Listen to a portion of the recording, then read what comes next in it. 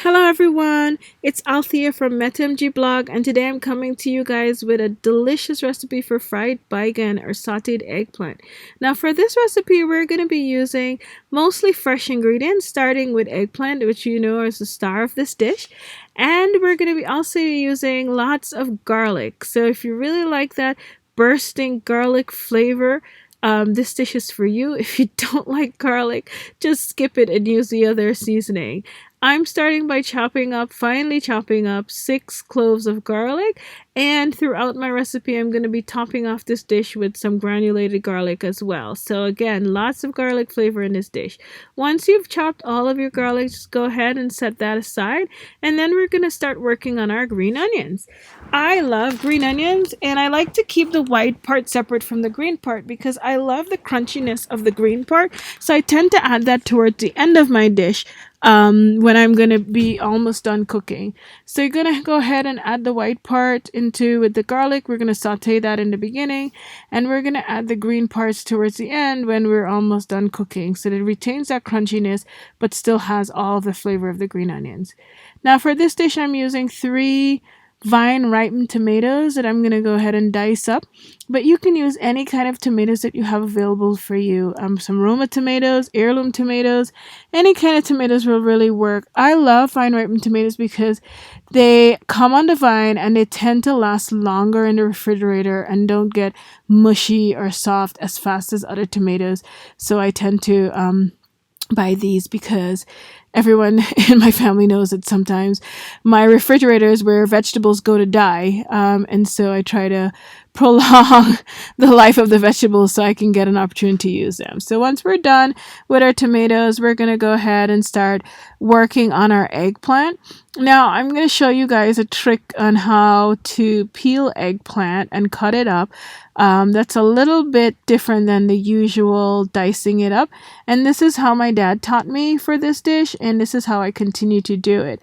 So you're going to go ahead, after you're done peeling your eggplant, instead of slicing it and dicing it up, you're going to go ahead and cut it into small strips by moving your knife all along the eggplant the way I'm doing it in this video, and continuing to slice off strips of eggplant. Once you've gotten all of your eggplant cut up, we're going to start to cook this dish. And I love eggplant. It's in my top 5 favorite vegetables. And Baigan choka is my top 1 favorite way of eating it. And then fried baigan, this dish, is my second. So I make it often, and I hope you guys try it. And I hope you enjoy it as much as I do, because I really love baigan choka and fried baigan, which go really well with roti. So if you guys want to make some roti, please check out my easy roti tutorial video that I just posted. Lots of people, first time roti makers, are having huge success with it, so please check out the video and make some roti to go with this fried baigan. Now I'm done cutting up all of my eggplant, and I only ended up cutting up 2 because one of them was really bad and I had to throw it out. But it turns out that 2 was all I really needed for this dish. So to cook this dish, we're going to go ahead and in a warm skillet, heat up 2 tablespoons of oil, and you can use a frying pan, a saute pan. I'm using a cast iron skillet. You can use a kahari, anything that has a large surface area so that the eggplant can really get to fry properly is what you need for this dish. So once the oil is hot, you're going to go ahead and add those chopped up garlic and the white parts of the green onions, and cook that for a minute or 2 until it's really soft, and then go ahead and add your tomatoes. Then we're going to cook the tomatoes until that's really soft and create sort of a sauce. And I'm going to cover this, let it cook for a minute, and then after that I'm going to season it with a pinch of salt and a pinch of pepper and continue to cook it. Cover it again and cook it down for another minute or 2. Along the way I added in the thyme, and I just let that continue to cook until it really gets a nice saucy kind of mixture.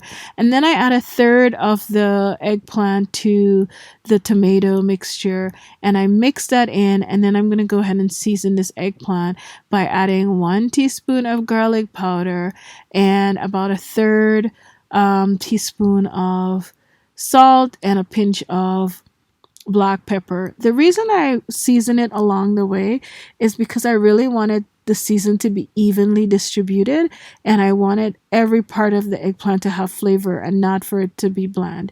So once I'm done mixing in all that seasoning, mixing in that eggplant, I go ahead and I add another third of eggplant to this. And I season that as well again. Another teaspoon of garlic powder, pinch of salt, pinch of pepper. And I'm using tongs now to just manage this dish because it's easier to stir it up, get it to the bottom with tongs than it does to do that with a wooden spoon. And so I want to make sure that all of the eggplant is well mixed in, is getting contact with the surface of the pan, so it's really frying and really having a nice even flavor and texture. Then I add the last bit of eggplant and some more seasoning. So another teaspoon of garlic powder, another pinch of salt and pepper.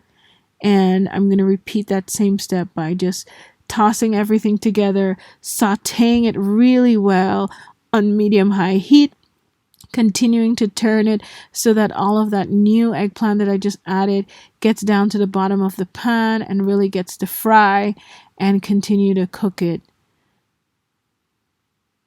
This is not the kind of dish that you want to walk away from. You don't want it to burn, so you want to just keep moving it and making sure that it's really sauteing and frying up in an even way.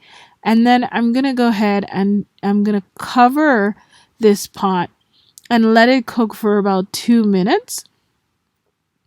I'm just allowing the eggplant to cook down a little bit more.